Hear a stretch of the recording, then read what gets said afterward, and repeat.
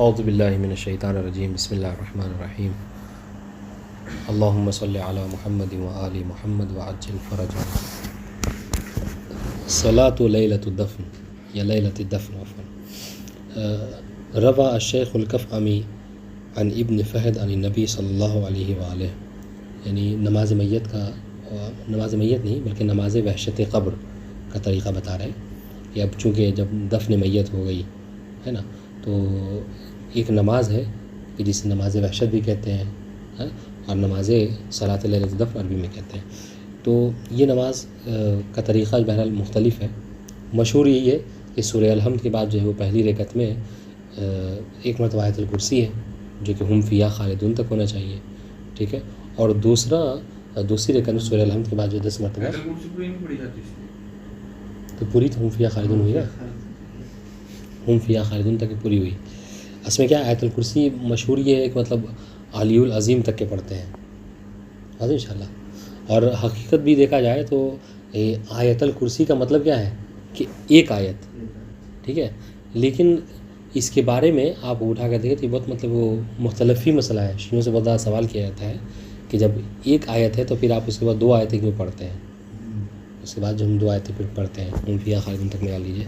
تو اس کے حوالے سے سید خوئی نے جواب دیا ہے، ہم نے دیکھا ان کے اس میں، کہ وہ کہتے ہیں کہ چونکہ حالانکہ کوئی مین بیس وجہ نہیں ہے ہمارے پاس، مگر وہی کہتے ہیں کہ چونکہ معنی و مفاہیم کے اعتبار سے، مفہوم کے اعتبار سے بات کی بھی جو 2 آیتیں ہیں وہ ویسے ہی ہیں کہ جو آیت الکرسی کی ہے، اس لیے اس کو کیا ہم ملا کر پڑھتے ہیں، ورنہ کوئی اہم وجہ جو ہے ہمارے لیے پاس نہیں ہے، کوئی روایت وغیرہ اس حوالے سے نہیں ہے، ٹھیک ہے۔ یہ سن کے شاید عجیب لگ رہا ہو، ہمیں بہت عجیب سا لگا تھا، مگر اس کی کوئی روایت وغیرہ وارد نہیں ہوئی ہے کہ جس میں کہا جائے کہ ہم فیہا خالدون یہاں تک وارد ہوا ہے۔ بہت تلاشا تھا ایک دفعہ ہم نے، تو بات یہ پتہ چلی تھی کہ بس سید خوئی نے یہ کہا تھا کہ چونکہ آگے کی جو 2 آیتیں جو ہم لوگ اضافی پڑھتے ہیں ہے نا، اس میں کیا ہے وہ مفہوم اس کا معنی وہی ہے کہ جو آیت الکرسی کا، اس لیے اس کو بھی ہم لوگ ملا کر ساتھ پڑھتے ہیں۔ اور اگر کوئی روایت وغیرہ ہے تو بتائیے گا۔ روا شیخ الکفعمی عن ابن فہد عن النبی، طریقہ بہت آسان ہے، پڑھ کے گزر جاتے ہیں۔ شیخ کفعمی نے، ان کی دعا کی کتاب ہے اور اس میں انہوں نے بہت سی کتابیں دعائیں لکھی ہیں، تو اپنی کتاب میں پیغمبر اسلام سے اس روایت کو لکھا ہے کہ انہ قال لا یأتی المیت اشد من اول لیلۃ، میت کے اوپر جب دفن ہو جاتی میت تو سب سے ہولناک رات جو ہوتی ہے، وقت جو ہوتا ہے وہ پہلی رات ہوتی ہے میت کے لیے، ٹھیک ہے۔ فرحموا موتاکم بصدقہ، تو اب اس میں کہتے ہیں کہ 2 طریقے ہیں۔ ایک طریقہ یہ ہے کہ اس کو کیا ہے میت کی طرف سے صدقہ دیا جائے، جب دفن کر کے آئے تو گھر والے جتنا زیادہ ہو سکے صدقہ وغیرہ دے، اس سے بہت زیادہ فائدہ ہوتا ہے میت کو۔ فإن لم تجدوا فلیصلی احدکم رکعتین لہ، بس اگر تم مثلا کوئی صدقہ نہیں دے سکتا، ٹھیک ہے، تو کیا کرے، 2 رکعت نماز وحشت قبر پڑھے۔ یقرأ فی الاولی بعد الحمد آیت الکرسی وفی الثانیہ بعد الحمد سورۃ القدر 10 مرات، ٹھیک ہے، جو کہ مشہور ہے، ہم عام طور سے پڑھتے ہیں۔ لیکن آپ اگر کتابوں میں جا کر دیکھیے توضیح وغیرہ میں تو طریقہ یہ لکھا جاتا ہے کہ آیت الکرسی ہم فیہا خالدون تک، آیت الکرسی ہم فیہا خالدون تک، ٹھیک ہے۔ جب آپ نماز پڑھ لیں، باقی سارا طریقہ وہی نماز صبح کی طرح ہے، جب آپ پڑھ ختم کر لیں تو یہ جملہ کہیں فیقول بعد السلام اللہم صلی علی محمد وآل محمد وابعث ثوابہا الی قبر، اب جو میت ہے اس کا نام آپ کو وہاں پر لینا ہے، بس انشاءاللہ۔ ویسمى المیت، میت ورویت لہذا صلاۃ، اور کریں یعنی وہ یسمى المیت مطلب کیا ہے، یعنی یہ فلان کی جگہ آپ کو میت کا نام لینا ہوگا، ٹھیک ہے۔ یسمى المیت یعنی کیا، یعنی فلاں کی جگہ آپ میت کا نام لیں۔ ورویت لہذا صلاۃ کیفیت اخری ایضا، اور اس نماز کا اور بھی طریقہ جو ہے کیا ہے نقل کیا گیا ہے، جیسا کہ مطلب مشہور یہ بھی ہے، مشہور تو نہیں کہہ سکتے اس کو، یہی تو بتا رہے ہیں نا، یہ تو ابھی ہو گیا۔ اس کے علاوہ دوسرا طریقہ کیا ہے، اس کے علاوہ دوسرا طریقہ یہ ہے کہ پہلی رکعت میں حمد کے بعد 2 مرتبہ قل اللہ، اور دوسری رکعت میں حمد کے بعد جو ہے الہاکم التکاثر کو پڑھنا ہے، ٹھیک ہے۔ اب آئیے غسل مس میت، کہ یجب الغسل علی من مس المیت بعد برده، ٹھیک ہے، غسل واجب ہوتا ہے اس شخص کے اوپر کہ جو میت کو مس کر لے، ٹچ کر لے، بعد برد المیت، جب میت جو کیا ہے ٹھنڈی ہو جائے، ٹھیک ہے۔ وقبل تغسیلہ، یہ بھی یاد رہے، میت کے ٹھنڈے ہونے کے بعد اور غسل دینے سے پہلے، ٹھیک ٹھیک ہے. لیکن اگر غسل دینے کے بعد تو پھر مس میت آپ کو نہیں کرنی, بس اس جگہ کو دھو لیجیے کافی ہے, پھر غسل واجب نہیں ہوگا. اور اس طریقے سے اگر میت کے ہونے کے بعد سے ایک دم سے اگر باڈی گرم ہے اور چھو رہے ہیں تو بھی آپ پر غسل میت واجب نہیں ہے. غسل میت واجب ہونے کا زمانہ یہی ہے کیا کہ میت ٹھنڈی ہو جائے اور غسل اس کو نہ دیا گیا ہو, ٹھیک ہے. ولا فرق بین ان یکون المس مع رطوبۃ او بدونہا. ہاں, اور اس میں کوئی فرق نہیں ہے کہ آپ پر غسل میت جو واجب ہوگا اس کے لیے ضروری ہے کہ جو باڈی میت کی ہے وہ گیلی ہو اور چھوئیں تب, ٹھیک ہے. نہیں, بلکہ اگر سوکھی باڈی بھی ہے آپ اس کو چھو لے رہے ہیں, مسئلہ یہاں نجاست وغیرہ کا نہیں ہے کہ نجاست آپ کا آ رہی ہے, ٹھیک ہے. مع رطوبت اور بدون رطوبہ دونوں صورتوں میں غسل میت واجب ہے, ٹھیک ہے. کما لا فرق فی الممسوس والماس بین ان یکون مما تحلہ الحیات وما لا تحلہ. جس طریقے سے فرق نہیں پڑتا, چاہے میت اگر ٹھنڈی ہو گئی ہے, ٹھیک ہے, اور اس کو غسل نہیں دیا گیا, میت پڑی ہوئی آپ اس کو چھو رہے ہیں, تو چاہے آپ اس کا ناخن چھوئیں, بال چھوئیں کہ جس میں حیات نہیں ہوتی, یا پھر کیا ہے ایسی چیز ہاتھ وغیرہ چہرہ وغیرہ چھو رہے ہیں جس میں حیات ہوتی ہے, ٹھیک ہے. حیات مطلب یعنی روح ہوتی ہے, مطلب حرکت کرتے ہیں باقاعدہ. مطلب کیا؟ ممسوس یعنی مفعول یعنی جس کو ٹچ کیا گیا, ماس اس میں فاعل جس کو ٹچ کرنے والا. ماس اور ممسوس میں کوئی فرق نہیں ہے. یعنی کیا مطلب, یعنی یہ کہ اس میں کوئی چلیے اچھی بات ہے, اچھا سوال کر لیا تو اس سے مطلب اور مسئلہ حل ہو گیا. کہہ رہے کہ ماس اور ممسوس وہ باڈی ہو گئی جس کو ٹچ کیا گیا, ماس جو جس نے ٹچ کیا اس میں فاعل, ٹھیک ہے. تو اس میں کوئی فرق نہیں ہے کہ آپ جیسا یہ تو بتا دیا باڈی کو آپ چاہے بال کو چھوئیں کہ جس میں حیات نہیں ہے, روح نہیں ہوتی, یا پھر جو کیا اس کے ناخن کو جس میں روح نہیں ہوتی, یا پھر جو کیا ہے چمڑے جلد وغیرہ کو چھو رہے ہیں, گال کو چھو رہے ہیں, ٹھیک ہے, ٹھیک ہے. اور اس طریقے سے اس سے بھی کوئی فرق نہیں پڑتا کہ آپ کا جو ٹچ ہو رہا ہے میت سے, چاہے آپ کا ناخن ہو رہا ہو, آپ کے بال ہو رہے ہیں, پھر بھی آپ پر غسل مس میت جو کیا ہے واجب ہو جائے گا. بس ان شاء اللہ بھائی نہیں کوئی بھی متحل ہے تو وہ مالا تحل ہو, بس ان شاء اللہ اس میں کوئی فرق نہیں ہے. کسن نے وہ ظفر, ٹھیک ہے, سن دانت ہو, ظفر جو کیا ہے ناخن, عفن ہاں ناخن ہی کہہ سکتے ہیں. ولا يختص الوجوب بما اذا كان المیت مسلما, ٹھیک ہے. اور یہ وجوب مخصوص نہیں ہے کہ آپ جس میت کو چھو رہے ہیں وہ مسلمان ہی ہو, ٹھیک ہے, کہ مسلمان کو چھو رہے تبھی آپ کو غسل میت واجب ہے, نہیں ہے.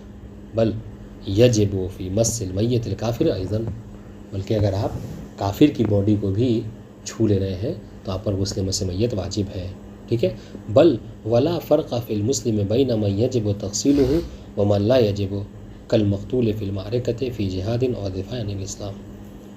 بلکہ فرق نہیں ہے کہ جو مسلمان کے, ہم نے کہا کہ مسلمان کی باڈی کو اگر ٹچ کریں تو آپ پر کیا ہے وہ غسل میت واجب ہے, تو چاہے وہ مسلمان کی باڈی ہے وہ ایسا مسلمان ہو کہ جس کو غسل میت واجب ہے, جیسے نارمل ہم اور آپ کہ ہمراہ میں لوگ ہوتے ہیں وہ انتقال کرتے ہیں, یا پھر نہیں بلکہ کوئی شہید مرا ہے کہ جس کو غسل نہیں دینا ہے, ٹھیک ہے, پھر بھی اگر اس کو آپ چھو رہے ہیں تو آپ کو غسل میت مس میت واجب ہے.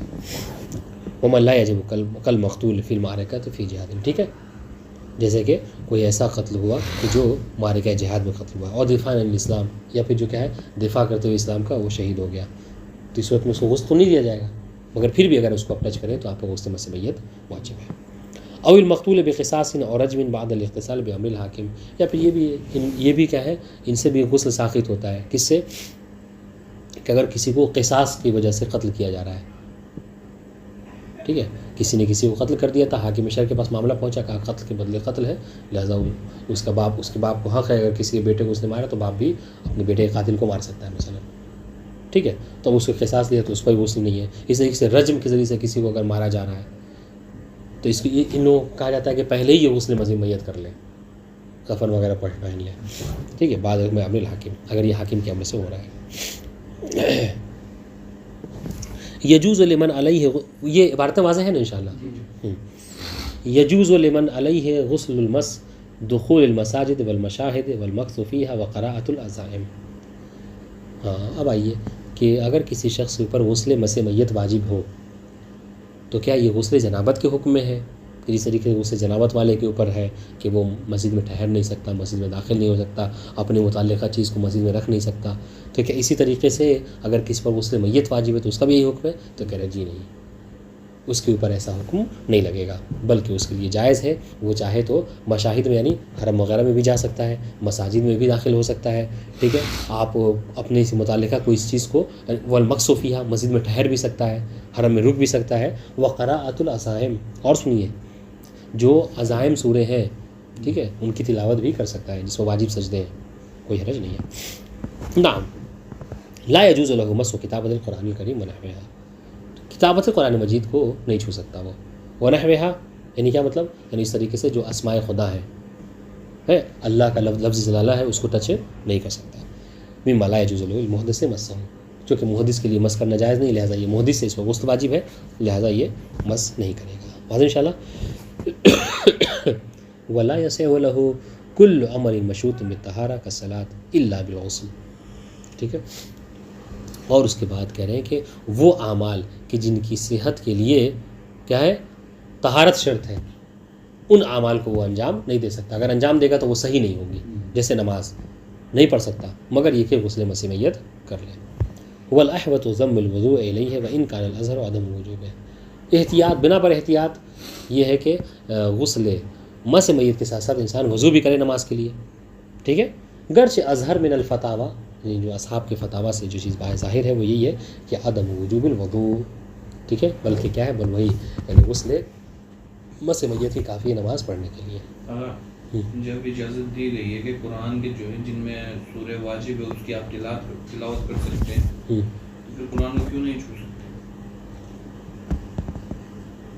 دیکھیے ان سب چیزوں میں جواب یہ دیں گے ہم کہ چونکہ وقوف مؤنث کہہ سکتے ہیں آپ، یعنی کیا مطلب روایتوں میں ان چیزوں کی اجازت دی گئی ہے اور اس چیز سے منع کیا گیا ہے، تو بغیر چھوئے کیسے پڑھ دے گا قرآن کو؟ تو کم سے کم جب کھولے گا تبھی تو نہیں، چھونے سے مطلب کیا اس کے مس سے کتابت قرآن کریم ہے، قرآن کو تو چھو سکتے ہیں، یعنی اس کے آپ جلد کو چھوئیے، وہ جو خالی جگہ ہے اس کو چھوئیے، ہاں کتابت کو، کتابت سے مراد جو اس کی مطلب جو رائٹنگ ہے لکھی ہوئی چیزیں آیتیں ان کو نہیں چھو سکتے ہیں، اور حتیٰ مجنب کو بھی یہی کہا گیا ہے، مجنب قرآن مجید کو چھو سکتا ہے، اس کے لیے تو کہہ دینا کہ 7 نہیں آیت سے اوپر نہیں پڑھ سکتے، یہ آیتیں نہیں پڑھ سکتے نا مجھے، یہ تو حرام ہے، سورہ عزائم کا پڑھنا حرام، لیکن نہیں نارمل ایسے تلاوت قرآن مجید بھی 7 کے بعد مکروہ ہے نا، لیکن چھونے کی جہاں تک بات کر رہے ہیں تو چھونا مجنب اس کو چھو سکتا ہے، کوئی مشکل نہیں ہے، اٹھا سکتا ہے قرآن مجید کو، اگر میں چاہتا ہوں یہاں سے اٹھا کہیں رکھنا ہے رکھ سکتا ہے، اس کے جلد کو چھو سکتا ہے، کتابت کو بہرحال نہیں چھو سکتا، یہی ہے مسئلہ، وہ حائضہ خاتون کے لیے بھی کیا کہہ رہے ہیں، جو آیتیں جس میں سجدہ ہے جو ان سے منع کیا نا کر کے، ہاں ان آیتوں سے اس میں اختلاف ہے بعض وقع، لیکن سیسائی صاحب کے نزدیک اکثر کے نزدیک وہی ہے کہ اس آیت کو نہیں پڑھ سکتے، اس آیت کو، لیکن ایسے مکروہ ہے ویسے 7 آیتوں سے زیادہ پڑھنا۔ اب ہمیں کون سا مسئلہ پڑھنا ہے؟ 126 کہہ رہے یجب الغسل بمس القطعة المبانة من المیت او الحی اذا كانت مشتملة على العظم واللحم معا والا لم يجب الغسل بمسها، کہہ رہے کہ غسل واجب ہوتا ہے اگر میت کے کسی جزء کو جو کہ مباین ہے، یعنی کہ جو جدا ہو گیا ہے، اگر وہ الگ سے رکھا ہوا ہے میت کا، اگر آپ اس کو چھو لے رہے ہیں تو اس سے بھی غسل آپ پر واجب ہو جاتا ہے۔ مثال کے طور پر خدا نخواستہ اگر کوئی میت ایسے کہ جس کا ایکسیڈنٹ ہوا ہے اور ایکسیڈنٹ سے ٹانگ جو ہے کٹ کے الگ ہو گئی ہے، ٹھیک، اور وہ ٹانگ کہیں پر جو غسل کے لیے تو اس کو کھڑا کیا گیا تھا اور آپ نے جا کر اس کو چھو لیا، ہاں تو اس پر بھی آپ کا غسل واجب ہے، ٹھیک ہے۔ یہ جی بولو سے سے القطعة المبانة من المیت، میت سے جو قطعہ جو ٹکڑا الگ ہو جدا ہو جائے، اگر اس کا سمجھے کیا ہوتا ہے، نہیں جنازہ آپ کے سامنے، جنازہ آپ کے پاس ہے، مرا ہوا ہے، آپ کو خبر ملی کہ ہوا ہے تو پھر ہم کیسے اندازہ لگا لیں کہ بندہ مر گیا؟ ہو سکتا ہے نہیں میت ہی کی بات کر رہے ہیں ہم، میت ہی کی بات کر رہے ہیں، میت ہی کی بات کر رہے ہیں، القطعة المبانة من المیت۔ ابھی آپ نے مثال دیا نا کہ مطلب کٹ کر الگ ہو جائے، جب کٹ کر الگ ہو جائے گا تو ہم کیسے اندازہ لگا لیں کہ مر گیا بندہ؟ نہیں سمجھ پا رہے ہیں آپ، میں کہہ رہا ہوں جیسے میت ہو گئی کسی کی، ہاں آپ کو خبر ملی کہ فلاں کے یہاں میت ہو گئی ہے، ٹھیک ہے، تو آپ گئے وہاں پر تو دیکھا کہ میت تو ایکسیڈنٹ ہوا تھا، تو وہ پیر الگ رکھا تھا اور باڈی کہیں اور رکھی تھی کمرے میں. جی یہ ایسا ہوا ہے ادھر ہماری طرف، سمجھ رہے؟ تاڑ میں ہوا ہے. اب الحی یا پھر زندہ ہی ہے کیوں نہ. سنیے، چلیے آپ کی بات ہی آ گئی ہے نا، وہ زندہ ہے، ٹھیک ہے. اذا کان مشتمل علی العظم واللحم معا، آپ کو خبر ملی کہ کسی کا پیر کٹ کے روڈ پہ گرا ہوا آپ کو ملا، آپ نے اس پیر کو جا کے اٹھا لیا، ٹھیک ہے، کہ بھیا پولیس اسٹیشن میں جا کے دے دے کس کا گرا ہے. اب آپ کو کیا ہے، آپ کو غسل میت واجب، ٹھیک ہے. کیوں؟ اس سے کہ وہ جو ٹکڑا آپ کو ملا ہے اس میں عظم بھی پایا جا رہا ہے، ہڈی بھی ہے اور گوشت بھی ہے. تو ہڈی اور گوشت اگر ملے کسی ٹکڑے کے اوپر اور آپ چھو دیں اس کو تو کیا ہے وہ، مثال تو ایک انگلی کٹی ہوئی آپ کو ملی، چھوٹی سی انگلی، تو اس میں گوشت بھی ہے اور ہڈی بھی ہے، آپ کو غسل میت واجب. ٹھیک ہے. او الحی اذا کانت مشتملۃ علی العظم واللحم معا، ٹھیک ہے. وہ اللہ ہے، اور اگر ایسا نہ ہو، یعنی کیا مطلب آپ کو جو ٹکڑا ملا وہ کیا ہے، گوشت اور ہڈی نہیں ہے، گوشت اور ہڈی نہیں ہے، یا صرف گوشت ہے یا صرف ہڈی ہے، یعنی یہ کہنے کا مطلب ہے، ٹھیک ہے. صرف مثلا آپ کو جو ملا صرف ہڈی ہے، کنکال ملا آپ کو کہیں مثلا، آپ نے اس کو اٹھا لیا تو ویسے میت ہوگا. بات یہ کہ ٹکڑا کہیں ملے باڈی کا انسان کا، اس کو چھو لے تو غسل واجب ہے. اگر اس ٹکڑے پہ گوشت اور ہڈی دونوں ہے، گوشت اور ہڈی دونوں ہے تو یہی کہنے کا مطلب اگر کنکال مل گیا مثلا آپ کو کہیں پہ تو آپ کو چھونے سے غسل میت واجب نہیں ہے. بات نہیں ساری. اذا یمم المیت بدلا یمم المیت بدلا عن الغسل عن تغسیلہ لعذر فالظاہر وجوب الغسل بمسہ، ٹھیک ہے. اگر کسی عذر کی وجہ سے میت کو کیا کیا جائے، تیمم کرایا جائے غسل کے بدلے میں، ٹھیک ہے. مثلا کوئی ایسا عذر ہے جیسے اس سے پہلے باتیں گزر چکی ہیں کہ اسے ایسے پھوڑے ووڑے نکلے ہوئے ہیں زخم پہ، یا مثلا کیا ہے اس کے تناسر لحم کا مطلب خطرہ ہے کہ گوشت اتر جائے گا باڈی پہ سے اگر آپ کو غسل وغیرہ کرائیں گے، تو کہنے آپ اس کو تیمم کرا دیجیے، ٹھیک ہے. تو اگر کوئی تیمم کرا رہا ہے تو اس صورت میں چونکہ تیمم کرانے کے آپ کو مس کرنا ہوگا، تو اس صورت میں کیا ہے آپ کا غسل میت واجب ہے. کس کے لیے؟ جو تیمم کرا رہا ہے، ٹھیک ہے. فالظاہر وجوب الغسل بمسہ. جی اگر جس کو جو غسل میت کے وجہ مطلب بجائے اس کو تیمم کر رہا ہے تو اس کی باڈی کو بھی نہیں، یعنی اس کی باڈی کو چھونے مطلب میں سمجھا نہیں، مطلب وہ اس کا مطلب جو ہے غسل کی وجہ سے کیا ہے نا، اس کو تیمم کروایا اس کو، ہاں جس کو جو میت ہے اس کو غسل کی وجہ سے تیمم کروایا کسی عذر کی وجہ سے، تو اس کو اگر اس کی باڈی کو چھیا جائے تو غسل واجب نہیں ہے نا، مسے جو جس نے مس کی. نہیں، ہاں جیسے آپ کہہ رہے جیسے کہ غسل کے بعد جو آپ نے کہا کہ اگر میت کو غسل دیا جا چکا ہے اور آپ اس کو ٹچ کریں گے تو آپ پر کیا ہے پھر غسل واجب نہیں ہے، غسل مسئلہ ہے. تو اگر غسل کے بدلے میں اس کو تیمم کرایا جائے، ٹھیک ہے، اور جو ہے وہ کیا ہے اس کو آپ ٹچ کر رہے ہیں تو ٹھیک ہے، اس کو اس وقت بھی آپ کو غسل مسئلہ یہ واجب نہیں ہوگا. سمجھ رہے؟ یہ سوال اتنا اچھا نہیں تھا، ایک اچھا سوال ہے کہ جو ہم آپ سے کر سکتے ہیں اور اس کا جواب آپ کو دینا ہوگا، ٹھیک ہے. وہ یہ کہ چلیے آپ نے کیا کہا کہ اگر میت کو کوئی ٹچ کرتا ہے، مسئلہ کرتا ہے تو اس کو غسل میت واجب ہے، ٹھیک ہے. مثال کے طور پر ہم نے ہم نے کیا کیا، میت کو جا کے مس کیا، ایسے حال میں کیا کہ ہم پر غسل میت واجب ہے. کیا مثلا باڈی ٹھنڈی ہو گئی تھی، اس کو غسل نہیں دیا گیا تھا، اور اس کے بعد آپ سے ملاقات ہوئی، السلام علیکم السلام، اور آپ سے ہم گلے ولے مل لیے، اب آپ پر کیا ہے؟ نہیں ہے، کیونکہ ہم پہ حالانکہ ہے.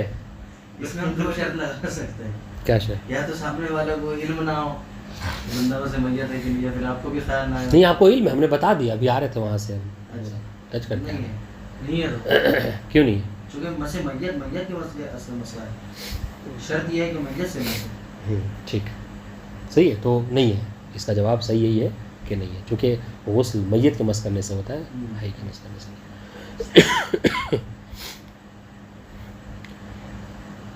پر اپنے یہاں پتہ نہیں آپ لوگ کیا ہے کہ نہیں، ہم لوگ کیا تھا اگر کوئی جنازے وغیرہ میں شرکت کے لیے چلا جاتا ہے تو جب تک اس کو ڈائریکٹ لا کر والدہ وغیرہ اس میں ٹوائلٹ وغیرہ میں نہ ڈال دے حمام میں کہ جا کے پہلے نہاؤ، جو کپڑے ہیں اس کو اتارو، تب تک گھر میں آنے نہیں دیتے. پتہ نہیں آپ لوگ کیا ہے کہ نہیں، ہم لوگ کیا ہے، یعنی بہت عجب کانسیپٹ ہے یہ سب چیز کا. سنیے خیر، الاغسال المستحبہ، آج اس میں سردی یہ پوری جمی ہوئی ہے، مشکل ہو رہی ہے. قد ذکر الفقہاء قدس اللہ اسرارہم، کثیر من الاغسال المستحبہ ولکنہ لم یثبت استحباب جملۃ منہا. ٹھیک ہے، بہت سے فقہا نے بہت سارے اغسال مستحبہ کا ذکر کیا ہے کہ جن میں سے بہت سارے غسل کا استحباب ہم پر ثابت نہیں ہے. ٹھیک ہے، اچھا تو اس کا فرق کیا ہوگا کہ حضور آپ کے پاس اگر ثابت ہے اور نہیں ہے تو کہہ رہے فرق یہ ہوگا کہ جن کو ہم غسل مستحب جانتے ہیں تو ہمارے مقلدین بس اسی غسل کے ذریعے سے کیا ہے وہ نماز وغیرہ پڑھ سکتے ہیں، یعنی وہ وضو پھر ان کو ضرورت نہیں پڑے گی. لیکن اگر کوئی ایسا غسل ہے کہ جس کا استحباب ہمارے نزدیک ثابت نہیں ہے، ٹھیک ہے، تو پھر اس غسل کر کو ڈائریکٹ آپ چاہیں کہ نماز پڑھ لیں، اب نماز نہیں پڑھ سکتے، آپ کو وضو کی بہرحال ضرورت ہوگی. اور یہی حکم جو ہے وہ ایک دم سیم ٹو سیم جو کیا ہے سیستانی صاحب کا ہے. اگر اسرار کا کیا مطلب؟ جی، اسرار یعنی ان کے راز کو، سر کی جمع ہے اسرار. سنیے گا، غسل الجمعہ سب سے پہلا مستحب غسل جمعہ، وہ من المستحبات المؤکدہ، بلکہ یہ تو مستحب نہیں بلکہ یہ مستحب مؤکد. جی، ووقتہ من طلوع الفجر الی الزوال، اور اس کا وقت کیا ہے طلوع فجر سے زوال تک. ٹھیک ہے، طلوع شمس نہیں، طلوع فجر سے. ٹھیک ہے، وَأَمَّا فِيمَا بَعْدَ الزَّوَالِ إِلَى الْغُرُوبِ فَيُؤْتَى بِهِ مِن دُونِ قَصْدٍ لِلْأَدَاءِ وَالْقَضَاءِ. لیکن اگر کسی شخص نے زوال کے بعد تک کے غسل نہیں کیا ہے تو اب اگر زوال سے لے کر وہ مغرب تک کرنا چاہ رہا ہے تو پھر اسے کس نیت سے، تو کہتے ہیں اس کو نہ ادا اور نہ قضا، ان دونوں میں سے کسی کی نیت سے بس یوں ہی قربتاً اللہ کر کے غسل کر لے گا. ٹھیک ہے، وَيَجُوزُ قَضَاؤُهُ إِلَى غُرُوبِ السَّبْتِ يَوْمِ السَّبْتِ، اور اس کی قضا جو ہے کیا ہے اگلے دن سنیچر تک کے اس کی قضا کی جا سکتی ہے. ٹھیک ہے، وَيَجُوزُ تَقْسِيمُهُ تقدیم یوم الخمیس رجعان. ہاں، اگر کوئی شخص جو کیا ہے بقصد رجا چاہے تو یہ کہ بھائی اب کل نہیں نہانا چاہ رہے ہیں یا کل پانی نہیں ملے گا تو بقصد رجا جمعرات کو بھی انسان غسل کر سکتا ہے. اذا خیف ایواز الماء یوم الجمعہ، جب اس کو خطرہ ہو کہ پانی جو ہے جمعے کے دن مجھے نہیں ملے گا، ایواز کہتے ہیں ختم ہونے کو، نہ ملنے کو. وتستحب عیادۃ اذا وجد الماء فیہ، لیکن ہاں اگر بقصد رجا کوئی جمعرات کو کر رہا ہے تو پھر بھی جمعے کو جب پانی مل جائے تو اسے مستحب ہے کہ وہ دوبارہ اس کی تکرار کر لے. ٹھیک ہے، ایک سوال کہ جو جاننا ضروری ہے، ہو سکتا ہے آپ کو سوال کر لیا جائے کہ غسل جمعہ کیا ہے مستحب ہے، یہ تمام فقہا کے نزدیک بلکہ مستحب مؤکد ہے. تو یہ وضو سے وہ ہے کافی ہے کہ نہیں، مجزی ہے کہ نہیں، بہت مطلب سوال ہے. کیوں کرنا پڑے گا؟ نہیں کرنا پڑے گا، ابھی تو بول کے گیا ہوگا کہ وہ اس کا فائدہ کیا ہوا ان کے کہنے کا کہ میرے نزدیک اس کا استحباب ثابت نہیں. تو ہم نے بتایا نا سیستانی صاحب کا ان کا یہی فتویٰ ہے کہ جن کا استحباب ہمارے نزدیک ثابت ہے اگر وہ غسل آپ کر رہے ہیں تو پھر آپ کو وضو کرنے کی ضرورت نہیں ہے. ٹھیک ہے، اور یہ ہے واجب نماز کے لیے، کسی بھی نماز کے لیے پھر آپ کو وضو کرنے کی ضرورت نہیں ہے. ٹھیک ہے، تو اس کا فائدہ یہ ہے کہ اب سنیے سوال جو ہے یہ تو مطلب ہمیں لگ رہا ہے یہ سوال تو معلوم ہونا چاہیے آپ کو. اگلا سوال جو تھوڑا سا اس سے آگے مرحلے کا ہے وہ سوال یہ ہے کہ کیا کہا کہ اگر کوئی شخص غسل جمعہ کر لے تو ڈائریکٹ جا کے نماز پڑھ سکتا ہے، اس کو غسل کی ضرورت نہیں ہے، وضو کی ضرورت نہیں ہے. اور اس کا وقت کیا بتایا؟ طلوع فجر سے کب تک؟ زوال تک. ٹھیک ہے، اب آپ سے سوال یہ کیا جا رہا ہے قضا کب کر سکتا ہے؟ سنیچر کو. ٹھیک ہے، یا پھر جو کیا ہے اور اگر زوال کے بعد انجام دینا چاہ رہا ہے تو نہ ادا نہ قضا کی نیت کرے گا. تو سوال یہ ہے کہ اگر کوئی شخص غسل جمعہ کر رہا ہے زوال کے بعد دن کے 2 بجے 3 بجے 4 بجے، ٹھیک ہے، تو وہ ادا و قضا کی نیت نہیں کرے گا تو اس کے لیے کیا ہے وضو کرنا ہوگا نہیں کرنا ہوگا. یا کوئی قضا کر رہا ہے غسل جمعہ کی سنیچر کے دن، ٹھیک ہے، سنیچر، آپ سنیے سوال آسان کر رہا ہوں، سنیچر کے دن 11:30 بجے 11:45 بجے دن میں آپ نے کیا کیا؟ غسل جمعہ کی قضا کی کہ کل ہم نہیں کر پائے تھے، طبیعت ٹھیک نہیں تھی، اب آج ہم اس کی قضا کر رہے ہیں. اور اذان کتنے بجے ہو رہی؟ 12 بجے. آپ نکلے تو اب اگر آپ کو ویٹ کرنا ہے تو کیا ہے آپ کو 1 گھنٹہ آدھا گھنٹہ تاکہ بال سوکھ جائے تو آپ پھر سے وضو کر لیں گے. اور اگر وضو کافی ہوگا تو آپ ڈائریکٹ جو نکل کے حمام سے کپڑا تیار ہو کر آپ اسی وجہ سے نماز پڑھ سکتے ہیں. ٹھیک ہے، تو اب سوال یہ ہے کہ یہ جو قضا کر رہے ہیں غسل جمعہ مجزی عن الوضو ہے، تو جو غسل جمعہ کی قضا ہے وہ مجزی عن الوضو ہے کہ نہیں ہے؟ بالکل ہے، بالکل ہے.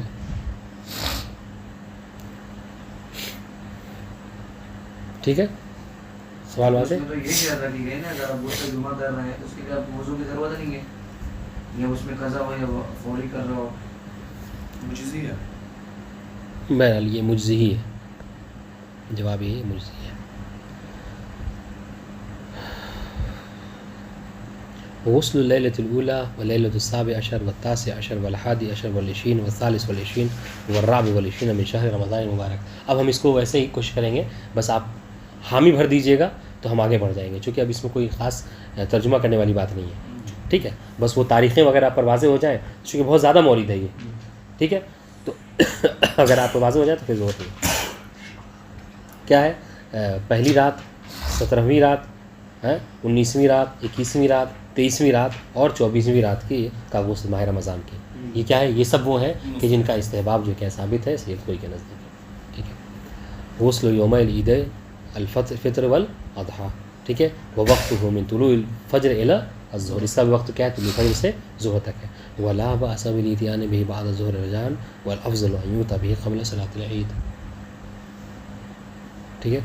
اور اسی طریقے سے اگر کوئی ظہر کے بعد کرنا چاہ رہے ہیں غسل کو اپنی فطر و اضحیٰ کے, تو کوئی مشکل نہیں ہے, رجا کی نیت سے کر سکتا ہے, ٹھیک ہے. اور افضل بہتر, اس کا بہتر وقت کیا ہے غسل کا؟ تو بہتر یہی ہے کہ آپ جو ہے وہ غسل کیجئے اور جا کر جو ہے وہ نماز پڑھ لیجیے. واضح انشاءاللہ.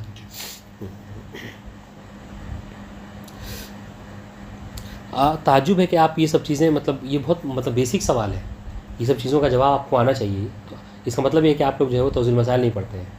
تو توضیح المسائل اپنی زندگی میں شامل رکھیے, شامل, چونکہ یہ بہت ضروری ہے.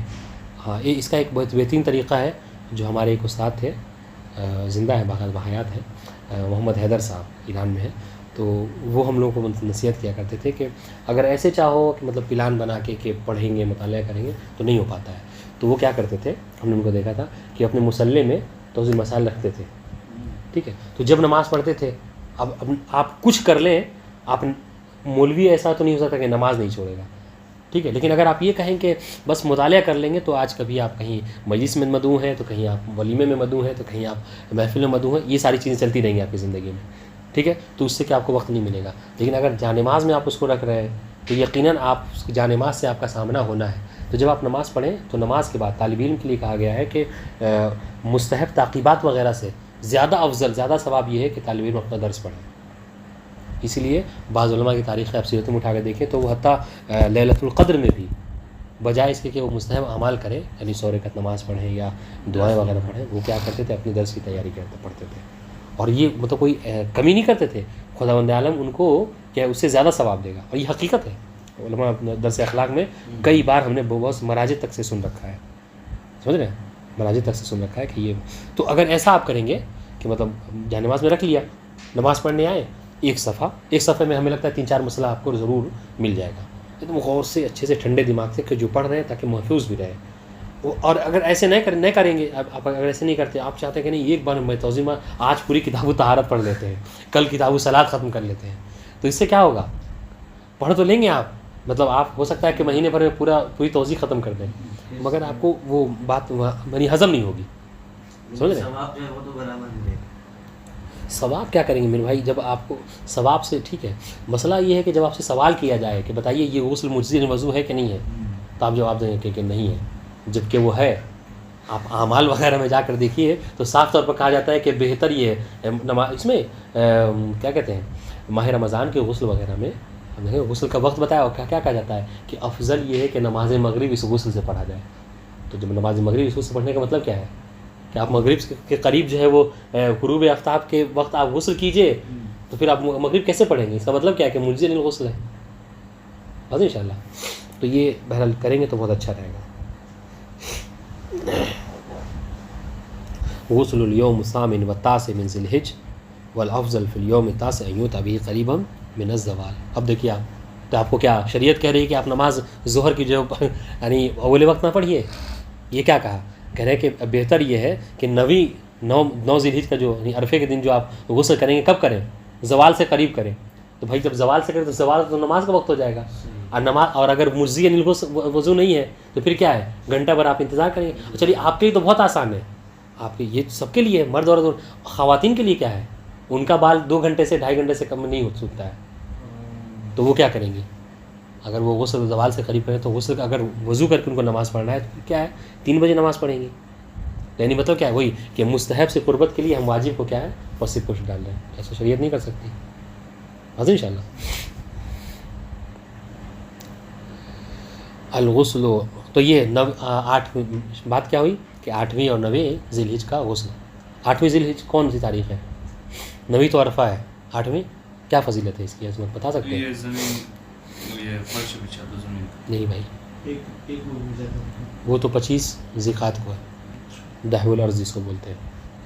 8 ज़िलहिज की क्या फजीलत है और इसकी अजमत है? जब भी आप देखिए सबको तर्क करके उस गुस्ल को साबित किया है, ये उसमें गुस्ल मुस्तहब है आपको। ठीक है, ठीक है, अच्छी बात है। अल-गुस्ल लिमन तरका सलातुल आयात अमदन इंदा कुसूफ़ शम्स कुल्लियन, कि मुकम्मल सूरज ग्रहण हुआ है, ठीक है, और कोई इतना बेखौफ इंसान है कि इस मुकम्मल सूरज ग्रहण होने का मतलब समझ रहे हैं आप कि पूरी दुनिया अंधेरी हो जाएगी, फिर भी उसने क्या किया? गुस्ल नहीं किया, अफन उसने नमाज आयात नहीं पढ़ी। तो इस सूरत में क्या है? इस सूरत में उसके ऊपर गुस्ल भी वाजिब है, अफन मुस्तहब है कि वो गुस्ल करे, ठीक है। गुस्ल मन मसल मैयत बाद तग़सील है, ये देखिए मुस्तहब है उस शख्स के ऊपर कि जिसने मैयत को मस किया है तग़सील गुस्ल के बाद। गुस्ल इहराम, गुस्ल दुखूल हरम, गुस्ल दुखूल मक्का पढ़ के गुजर जाते हैं, गुस्ल ज़ियारतुल काबतुल मुशर्रफ़ा, गुस्ल दुखूल काबतुल मुशर्रफ़ा, ठीक है। ये दुखूल काबा मुशर्रफ़ा मतलब क्या है? यानी अगर किसी को ये तौफ़ीक़ हासिल हो कि वो खाने काबा के अंदर चला जाए, ठीक है। सबके लिए अलग-अलग गुस्ल है। हाँ, सबके लिए अलग-अलग गुस्ल है। गुस्ल है जी, गुस्ल बिल्कुल। और गुस्ल नहर व ज़ब्ह, ये गुस्ल दुखूल काबा, इसको बाद में याद दिलाइएगा दर्स से इंशाल्लाह, एक बहुत अच्छी रिवायत सुनाएंगे। गुस्ल नहर व ज़ब्ह, ठीक है, गुस्ल नहर व ज़ब्ह, अगर कोई शख्स जो क्या है कुर्बानी करना चाह रहा है, ठीक है, तो वो भी गुस्ल कर ले। गुस्लुल हल्क़, अलबत्ता ये सब उससे है जो शख्स हज पे गया हुआ है उसके लिए जी। गुस्ल दुखुल मदीनतुल मुनव्वरा, गुस्ल दुखुल हरम नबी, गुस्ल मुबाहला मअल ख़स्म, अगर कोई शख्स सामने वाले से मुबाहला करना चाह रहा है, मुबाहला पता है किसे कहते हैं? मुबाहला हाँ, यानी कहते हैं ना कि एक यानी समझ लीजिए कि लानत करना, मैंने ये आपको लुमा में पढ़ेंगे एक बाब में, कोई ऐसी बात है जहाँ पे इख्तिलाफ है, ठीक है, सारे शवाहिद आप जो शाहिद पेश कर रहे हैं, सामने वाला भी वो शाहिद अपनी तरफ से पेश कर रहा है, हाँ, मतलब ये है कि दलील आपके पास भी, दलील उसके पास भी, दलील आपके पास, और काजी के सामने ये बात हो ही नहीं पा रही कि कौन सही है और कौन गलत है, बात इंशाल्लाह। तो कहते हैं फिर आओ तब छोड़ो काजी को, चलो हम लोग मुबाहला कर लेते हैं, हाँ, जो पैगम्बर ने किया था, यानी क्या कि अगर हम हक़ पर हैं, ठीक है, तो खुदावंद तुम पर लानत नाजिल करे, और अगर तुम हक़ पर हो तो खुदावंद मुझ पर लानत करे, क्योंकि हम दोनों ही कह रहे हैं कि हम सही हैं, और दोनों फरीक जो क्या जब इख्तिलाफ हो तो दोनों हक़ पर नहीं हो सकते, बस इंशाल्लाह। इसी नबी ने क्या कहा था? फ़क़ुल तआलो नदउ अबनाअना व अबनाअकुम व निसाअना व निसाअकुम व अनफुसना व अनफुसकुम सुम्मा नबतहिल फ़नजअल लअनतल्लाहि अलैहि, ये मुबाहला, फ़नजअल लअनतल्लाहि अलल काज़िबीन, ये जो झूठ बोला उस पर खुदा की लानत है। गुस्ल वलीद इंदल विलादा, ठीक है, अगर जो बच्चा हो पैदा हो उसको गुस्ल दिलाना, गुस्ल इस्तिखारा, गुस्ल इस्तिस्क़ा, गुस्ल कुसूफ़ी कुल्ली, ठीक है। वल अज़हर इन हाज़िल ख़ाल अग़साल जी, इस्तिस्क़ा ये वो तलब बारान के लिए, बारिश की तलब के लिए जो गुस्ल किया जाता है, जो नमाज़ पढ़ी जाती है तो उसके लिए गुस्ल करना। देखिए मेरी बात की तायीद आ रही है, ठीक है। गुस्ल कुसूफ़िल कुल्ली, इहतिराक़ी शम्स, यानी पूरा जो क्या है हो जाए। अब आइए, वल अज़हर इन्ना हाज़िहिल अग़साल तुजज़ी अनिल वुदू। अब तक जो मतलब थोड़ा सा मतलब राज़ी नहीं थे हमारी बात से, अब राज़ी हैं इंशाल्लाह। ये अज़हर ये है कि, और अज़हर कह रहे हैं, अज़हर का मतलब क्या है? अज़हर का मतलब क्या है? नहीं, अज़हर का मतलब हाँ, उलमा के फतवे में ये बात मशहूर है कि ये सारे अक़साल जो क्या है मुजज़ी अनिल वज़ू है, ठीक है। और उन्हीं में से आपके मरजा तक़लीद आयतुल्लाह सिस्तानी भी है, ठीक है। व अम्मा गैरुहा फ़युता बिहा रजाअन वला बुद्दा माह मिनल वज़ू फ़नस्ब जुमलत मिनहा। लेकिन इसके अलावा जो गुस्ल है कि इनका इस्तेहबाब साबित नहीं है हमारे नज़दीक, तो आप ठीक है, आप रजान उसको अंजाम देना चाहें दे सकते हैं, लेकिन उसके साथ आपको वज़ू करना होगा। अब सुनिए ये कौन कौन से हैं, जल्दी जल्दी पढ़ते हैं। अल-गुस्लु फ़ी लयालिल अफ़राद मिन शहर रमज़ान मुबारक व तमाम लयालिल अशरिल अखीरा, ठीक है, 20 से लेकर 30 तक, और उसके अलावा जो इफ़राद है यानी 3, 5, 7, 9 ये जो इफ़राद की रातें हैं उनमें गुस्ल, ठीक है। चूँकि बाज़ लोग कहते हैं कि ये भी इनमें भी गुस्ल करना मुस्तहब है, हमारे नज़दीक का इस्तेहबाब साबित नहीं है, लिहाजा अगर आप गुस्ल कर रहे हैं तो कीजिए, इससे नहीं रोकते, मगर आपको क्या करना होगा?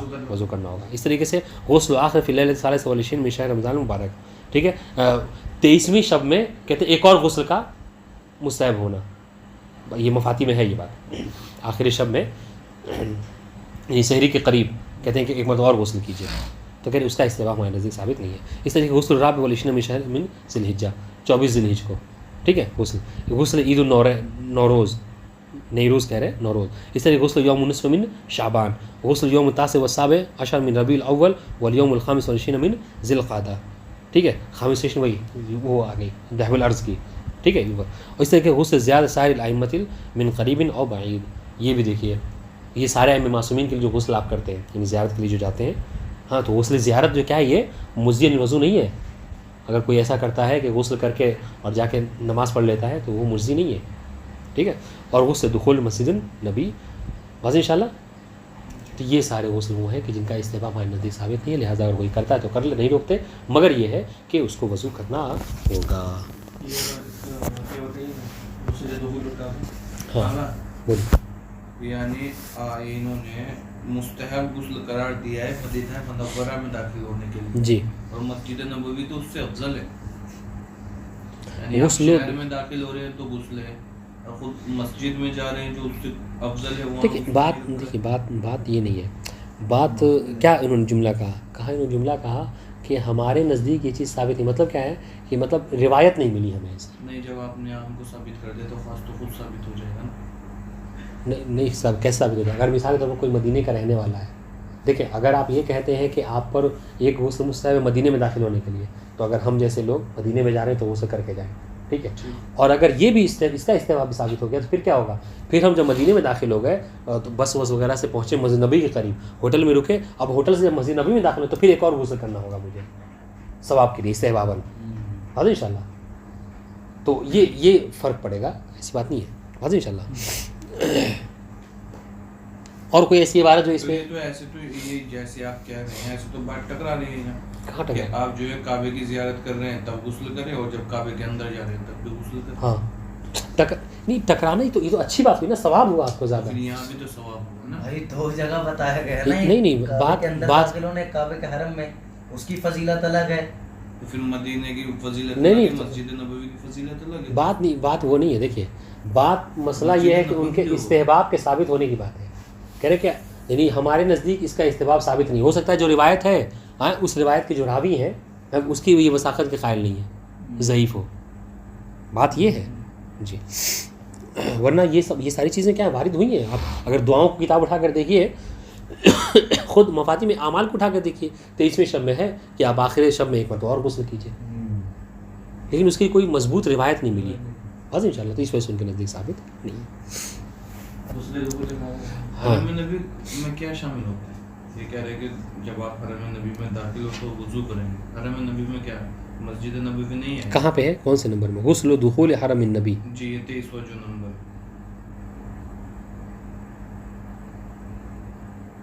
یعنی نبی کے گھر میں اس میں یعنی جو قبر ہے اس میں داخل ہونے کے لیے. تو وہ قبر کیا مسجد نبوی سے ہٹ کے؟ غسل دخول المدینہ المنورہ، غسل دخول الحرم النبی صلی اللہ علیہ وآلہ. نہیں دو سیدھی ہاں. سوال ہے. بھائی جب کعبے جو ہے وہ ایک منٹ آپ کعبے کے حرم میں انٹری کر رہے ہیں اس کی